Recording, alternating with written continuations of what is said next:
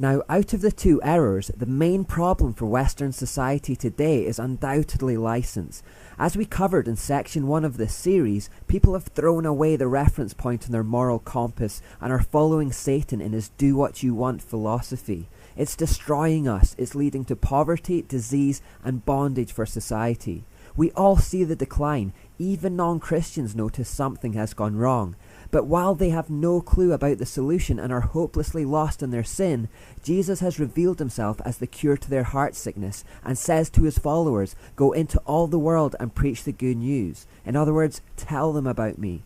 Christians have been charged with the responsibility of taking his message of freedom into the world, healing the sick and casting out demons as we go. The question that faces us today is, what will we do with that command? Will we obey? And if so, how? How will we reach the lost, change hearts and reform society? The traditional approach towards evangelism for the church has been the Pharisaic approach, to attempt to cure a licentious society with legalism. In the past, the church basically went to the world presenting Christianity as nothing more than a list of heavy forbidding rules saying, "Hey world, become a Christian and you'll never get to drink alcohol again, watch TV, listen to music or play sport on a Sunday. Instead, you can give up your Sunday morning lie-in to come to church where people will squabble pointlessly about jeans, suits, hats, flowers, drums and Bible translations. Come to the place where people gossip about one another behind their backs because someone was seen lifting up their hands in church in what can only be considered an overly enthusiastic show of emotion. Come to the place where people are proud, arbitrary, hard-hearted, hypocritical, and will turn their back on you because you're not perfect." And of course, when non-Christians see Christianity presented in that way, they are rightly repelled for the same reasons that we're repelled by the Pharisees. There is nothing attractive about it. It is cold, lifeless, loveless religion, and Jesus hates it more than anyone. In fact, Christians become a barrier to Christ when we adopt a Pharisaic mindset like that. Because of the ineffectiveness of that legalistic approach, Christians then changed tack and invented what became known as seeker-sensitive evangelism. This started to come to the fore about the 1970s. The thinking behind this approach was that the best way to reach a world lost in licentious living was to join them in it. We must immerse ourselves in the trashy television, music and pop culture of the day. We must join them in excessive drinking and partying. We must use filthy language like they do, perhaps even indulge in sexual promiscuity and relax our views on homosexuality and other sins along the way. We must do all this in order to relate to them, to show them how unlegalistic, stuffy and uptight we are, to tell them we're not crazy, fanatical weirdos like they might have thought, that we are in fact just normal, like they are. The problem with this approach is that when a licentious world sees a licentious church, it thinks, "You're just like I am." In other words, there's nothing different about us to let the world know we have anything worth having. In fact, all that's really happened by this method is we've embraced the law of Satan ourselves, rejected the voice of the Spirit, and instead of the church evangelizing the world has evangelized us. We've filled our minds with the philosophies and cultural memes of the day. We've started to think, talk and act like the world, and though we claim to be different and to believe in something, our actions say otherwise. The world is not fooled. It rejects God on the basis that we don't really believe in him ourselves. If we turn to Hosea, we can read about a time when God's representatives on earth became licentious. God spoke saying, "There is no faithfulness, no kindness, no knowledge of God in your land. You curse and lie and kill and steal and commit adultery. There is violence everywhere, with one murder after another. That is why your land is not producing. It is filled with sadness, and all living things are becoming sick and dying. Even the animals, birds and fish have begun to disappear. Don't point your finger and try to pass the blame. Look, you priests, my complaint is with you. My people are being destroyed because they don't know me. It's all your fault, you priests, for you yourselves refuse to know me. Like priests, like people. Since the priests are wicked, the people are wicked too." In other words, the people don't know about me because you priests aren't telling them about me. And what's worse, you're just as bad as they are. Now, under the new covenant, there is no longer a professional priestly class, and instead, all Christians are now considered priests, in the sense that we're all equally responsible purveyors of Christ's message. You may have heard the phrase, the priesthood of all believers.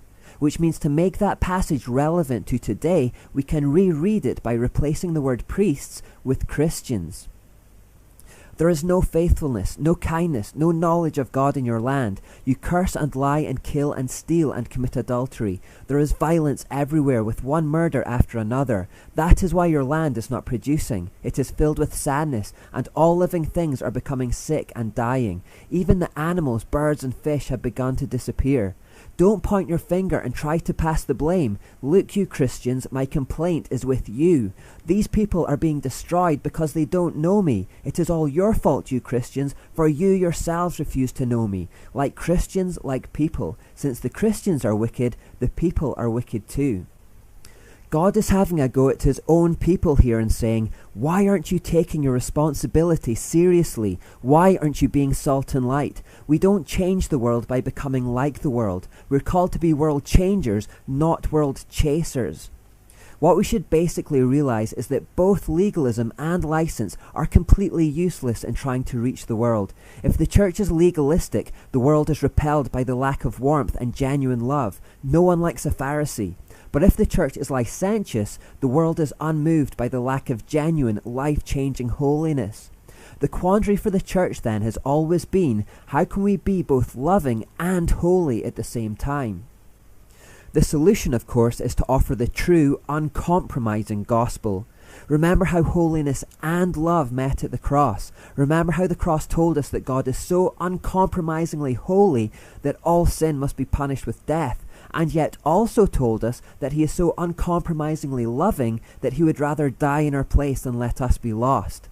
Well, just as uncompromising holiness and love met in the cross of Christ, so uncompromising holiness and love must meet in us, the ecclesia, the church. We tend to fall into one of the two pits here and overemphasize God's holiness to the expense of his love, or vice versa. In doing so, we create a false God who is either a cold tyrant or a liberal hippie. Both are idols, and whichever one we prefer is more a reflection of us than of God. It was the combination of both holiness and love that changed the world at Calvary, and it's the same potent combination that will change the world today. The world desperately needs Christians to get their act together on this, and until we do, we're going to find evangelism a frustrating endeavour, and moral entropy is going to increase. When we put holiness and love together, however, it is an infectious and powerful combination. If the world can see a people who are uncompromising on moral issues and who will defend the truth at all costs, even if such a defence means personal persecution, scorn, and loss of reputation, well, they might not believe what we believe yet, but they will at least be able to see that we really, truly believe it. And in this age of relativism, that kind of integrity will grab attention. It might even win their respect and trust. One reason we can say for certain that the biblical eyewitness records of the resurrection are correct is because the people who wrote them preferred to suffer and die rather than renounce what they'd seen. The world needs to see that same unwavering devotion to holiness and truth in us. And what's more, if they can see that your integrity is married with a deep and deepening love for others that drives you towards selfless acts of authentic, spontaneous and extravagant love, the effect is atomic in scale. Even hardened atheists who would argue for hours about points of theological doctrine and scientific nuance are forced to close their mouths when they see a Christian feeding the hungry, clothing the naked, helping the poor, and generally putting their faith into action. The famous atheist Christopher Hitchens wrote a book called God is Not Great, How Religion Poisons Everything.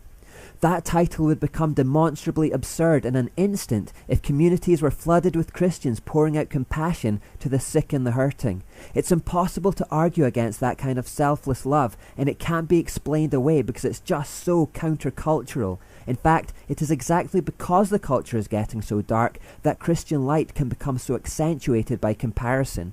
When people see it in action, it surprises and even shocks. It simply demands attention in a world where people are becoming increasingly selfish and egocentric. Let's grasp the opportunity that the encroaching darkness affords us. Do you class yourself as a liberal? If you're liberal with holiness, then you're going to end up in terrible sin and immorality. Do you class yourself as conservative? If you're conservative with love, then you're going to become Pharisaic. Be conservative with holiness, but be liberal with love. Let's go between the two pits of legalism and license and use our freedom in Christ to change the world.